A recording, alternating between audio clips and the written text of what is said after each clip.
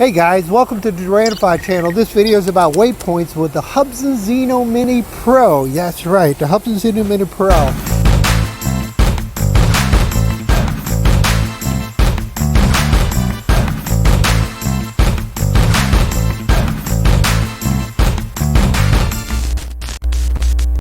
Alright, good morning everybody. As you can see, the sunset's starting to come up behind me. This video is going to be about the Zino Mini Pro waypoints. How to use waypoints and when to use them.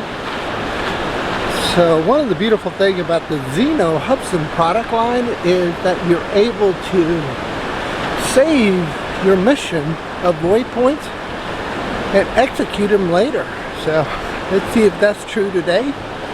We're in Richmond, Virginia. Let me show you the location. Alright, so I got to the location that I'm going to be flying from. Set my coffee down. This is the place that I'm going to be flying from, and I'm going to be creating some waypoints down this way. Right over there. Hard to see really is where I wanted the waypoints to do. Somewhere back there toward the sun. And then some waypoints close to the city. And then back to me. Currently a lot of geese here today. You can see that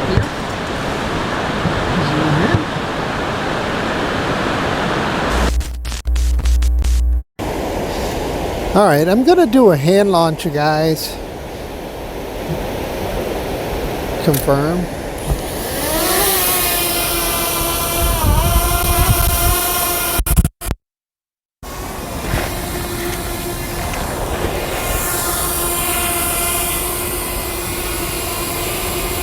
It's moving around a little bit. It seems to have some compass interference, but looks pretty good. Look how close my hand is and it's not even moving. So rock solid. Kudos to Hubsan for doing that. Really, really kudos. Alright, so I'm going to back it up a little bit. And we're going to do waypoints here, guys. This video is about doing waypoints. And we're going to be doing it with this really nice location here. I'm across the river from Richmond City. And I'm actually still in the city, but across from the main part. And we're going to do waypoints. So let's get started with the waypoints. And I'm going to switch to manual. And ISO 100, shutter like 500. 800 might be too much. 640. 800. 800 is the fastest it's going to go. Alright, so I'm going to leave it at 800. I'm going to put this thing up a little bit right here and make sure it doesn't hit any of the power lines. You can see where I'm standing. It's actually a very cool spot. It's got a lot of flair to it. See the city in the background and all that. So with that said, let's go ahead and see if it'll execute these waypoints. Waypoint settings. Okay. I'm gonna 5,000 this. Alright. Put 5,000 on the settings for the waypoint. Done. So the main thing you got to do is change these settings here for your flights, guys, so you can get the distance. So remember to change all these things here, guys. The hover time on the waypoint, I'm just going to switch just to 1 second here. So remember to change all these things here, guys. And a maximum time pause for each waypoint, 30 seconds. I'm not going to worry about that.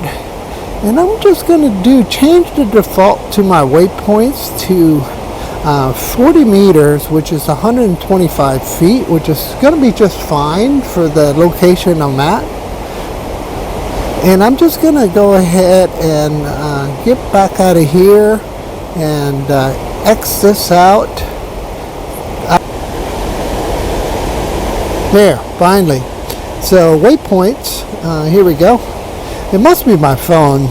Waypoint mission planning. Okay, so first waypoint I'm going to hit is this one here. Oh, you got to tell it to draw. That's right.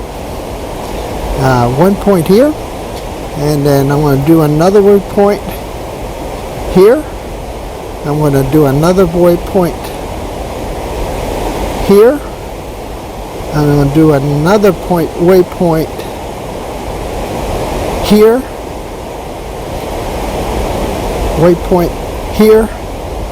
Good.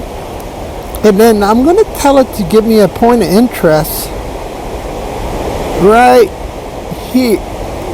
Point of interest.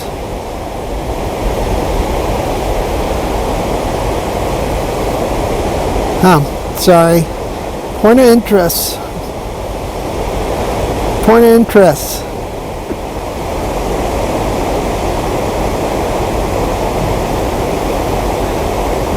Having a hard time with the point of interest. Finally got it, guys. Okay, good. Got the point of interest set. So let's go ahead and move it. Can I move it? Okay, I'm just going to submit it so we can kind of get this thing started. Done. Submit. Done. Confirm. So here it goes, guys. It's going to take off, get up to 40 meters right up there. You can see it going up. Change your point of view so you guys can see that. I really like the 1080p or 1K display coming back to the phone. And there we go. So you see it? And it's keeping the same camera pitch, so that's nice. It lowered the camera a little bit. The horizon's a little off. It looks like I have to calibrate the horizon a little bit.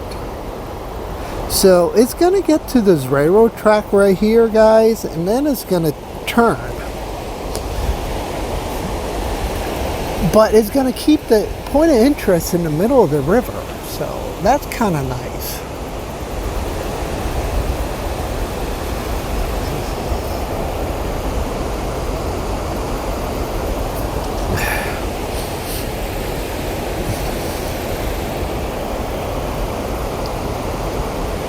Okay, so it's about to get to waypoint number 1. And you can see the rush hour traffic early in the morning. And this is the Mayo Bridge. It's a very historic Mayo Bridge. And right below here, it looks like there's a structure in here, in this, right in the middle here of this island. You see that? This island was actually purchased by somebody. And they've put something on here. Interesting. And this wave right here, they call it seldom seen. It doesn't come up unless the river is like 20 feet above normal or something crazy. In the distance you see I-95. Yeah, I-95 is very busy this morning. You can see the tractor trailers for Amazon and everything else. Pointing the camera down. You're going across a parking lot area of this little island here. VCU, Virginia Commonwealth University, uses that as a parking space for their hospital and as a students, doctor students from the medical school also. So I'm just worried about some power lines in the middle here. And as you can see, you can get some cinematic shots.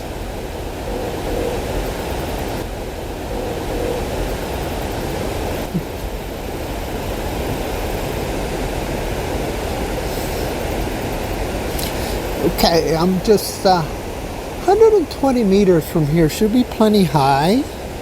I'm just worried about some power lines in the middle here that they could get in the way.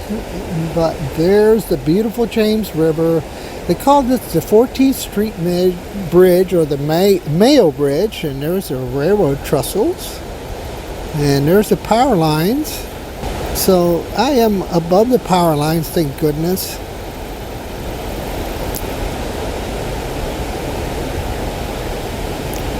A lot of interference here from GPS, so I got to be careful. I'm watching it come around the corner right here.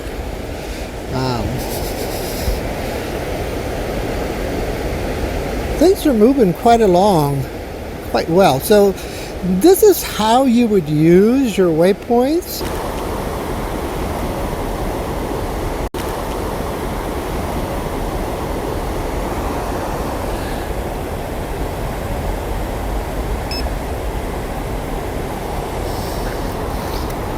Sure. Hey, there's the eagle. There was the eagle sitting on top of that tower. It had the eagle on it. That's awesome.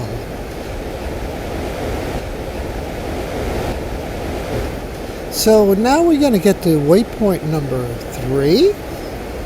And as you noticed at the beginning of the video, I set all my defaults, and that's how I'm going to fly today with the waypoints. And there's the eagle tower on the left. And the river's so pretty right now because we've had a little bit of rain. I'll try to hold the camera down. It wants to go back up. I'm actually pitching it down.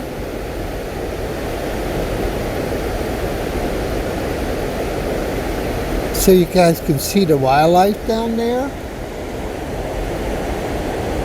Current environment has a lot of GPS interference, it says, and it's coming right by here again. I'm gonna lift up the camera, and there it goes. It pitched itself up. Okay, I'm not sure if you guys can see it, but it's right up there. It's right up there. You see it growing around, and it's really doing a good job. Now pitch the camera down again, and you should be able to see this. What you see on the right, this curvature structure, is actually a structure. I'm going to stop it here because it was headed toward one of the buildings that I didn't want to hit. Right over there. So I was a little worried. I'm sure I'm high enough, but I didn't want to buzz the building either. So yeah. And I'm actually down in here.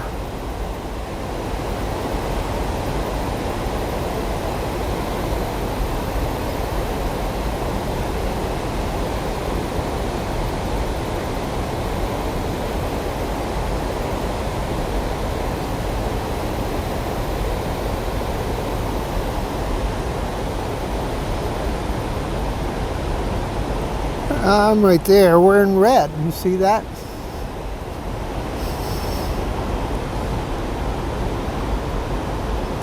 And there's a power line right there I don't want to hit, so I'm going to go forward.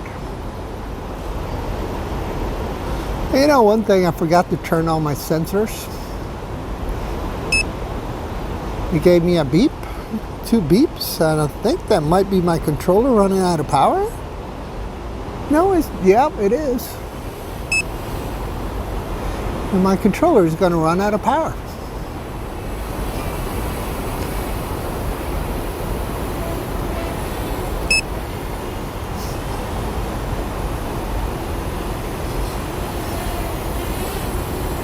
So I'm sitting between 2 guardrails right here, and the Zino Mini Pro is not moving at all. I mean, it's rock steady, guys. See that? I mean, it's really rock steady.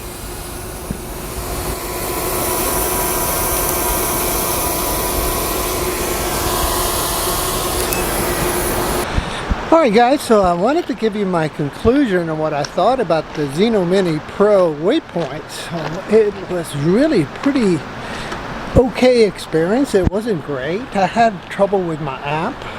And but the pro thing is that the Zino Mini Pro is very stable. It's actually a good flyer. And you know, I was thinking about, for all the things that this thing does that the Mini 2 from DJI doesn't do, maybe that warrants the extra price. And what is that? Well, is the tracking, circling, and all that stuff they can do that the Mini 2 does not have. Also, it has the sensors up front, so, and in the back, and of course the bottom, and it's got an LED. So those things there warrant a little bit extra money for sure. So if you're looking for those capabilities, I would definitely pull the trigger. But the Waypoint, I had issues on my app trying to get my point of interest set and some of the waypoints. Other than that, it was actually a pretty good experience. I really enjoyed it. It was worth spending this time out here with you all, because it really was a pretty decent flyer. You can see from the video that it can be useful to put that point of interest in there, because then you get those cinematic shots without having to do a whole lot of flying. So you're making an autonomous flight.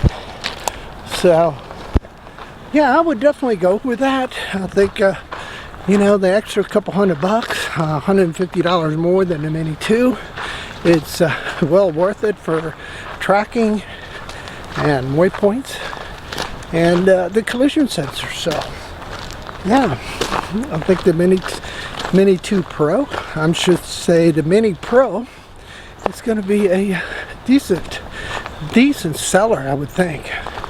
So once again, thanks for watching the video, guys.